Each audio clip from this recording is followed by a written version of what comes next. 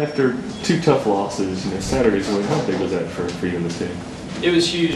2 losses will get a team down in the dumps, and you can't have no confidence going into a game. And with a win like that, going into a big game, it just got our confidence back. And a lot of the guys were starting to doubt, like, hey, are we all right? And then going out there and getting a win, we knew that we needed to play well against a quality Virginia team, and we ended up sneaking one out at the end. So anytime you win on the road, especially against an AC opponent, it's going to be huge for your team morale and your confidence as a unit.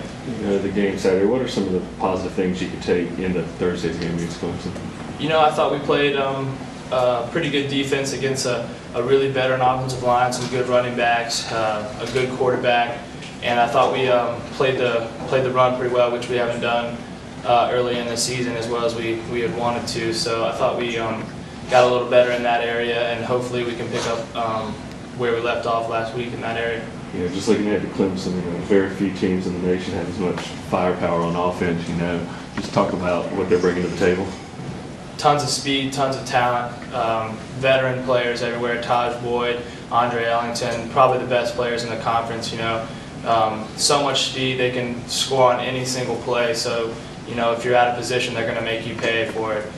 You can see on film every week that if somebody gets out of their gap or misses a coverage assignment, they're going to score off of it. So it's imperative that you study the film, know your assignments, so that doesn't happen to you. But it's not an easy task to overcome.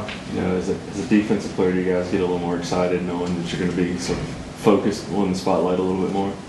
Yeah, you can't really look into it too much, because if you get too excited, sometimes you don't play as well as you should. But you obviously have to bring excitement to the game. But you just try and stay as focused as possible and treat it like any other game, whether it's on a Thursday or a Saturday, whether it's at night or in the morning. So you really just want to stay as focused as possible so you play your game and not get out of sync. What's it going to take for this team to beat Clemson? It's going to take a great effort. We're playing a tremendous, talented team. They're physical. They play hard. They play to the end of the game. It's going to take a really good effort by us to beat a team like this coming into our house.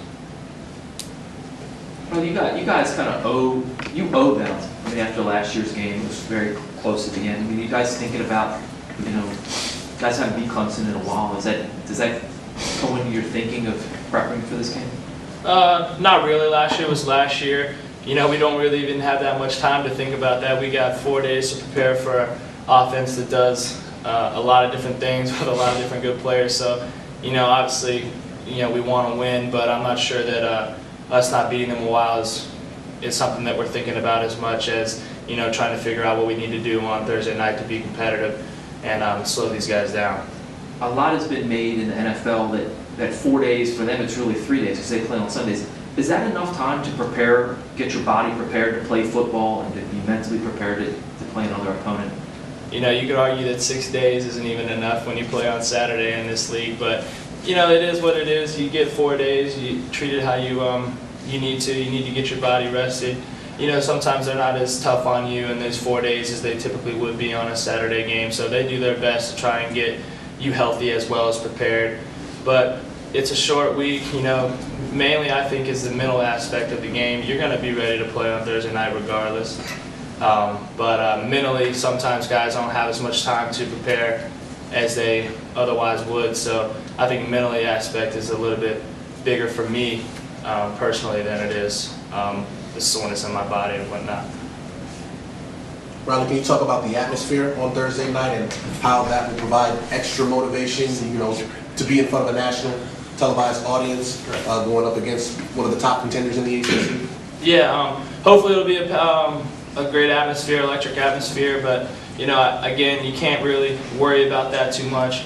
But I do think it'll be a fun atmosphere. Anytime Clemson comes to town, it's always a fun game either way, if it's at noon, and that's just going to be that much more fun because it's a Thursday night game. So hopefully the stadium's packed and it'll be a loud atmosphere, and hopefully we'll be able to compete well and give our home fans a game they want to watch.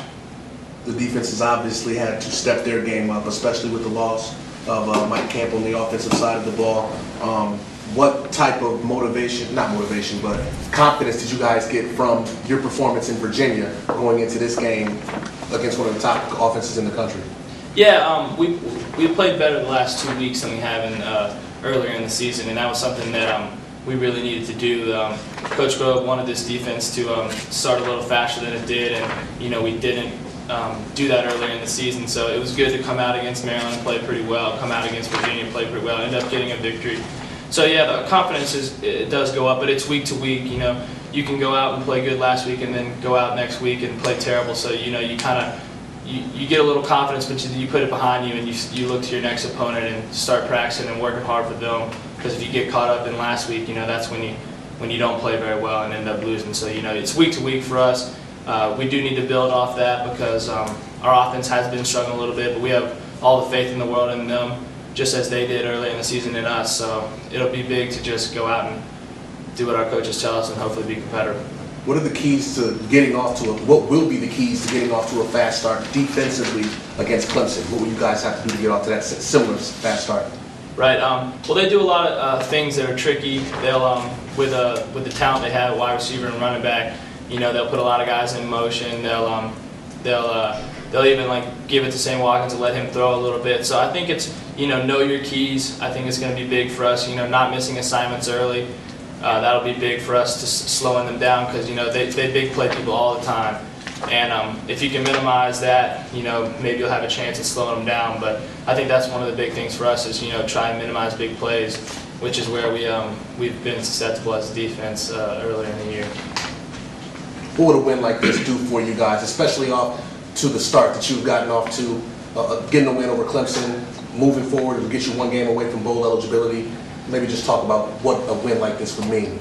Well, obviously it would be huge. It would get us to 5 wins, and we would need one more win to be bowl eligible. But Clemson's a big game for us. We enjoy playing Clemson just as they probably enjoy playing us. But any win on Thursday night in front of the nation will be big. But most importantly, I think it gets us one more win closer to a bowl game. So I think that would be huge for our team.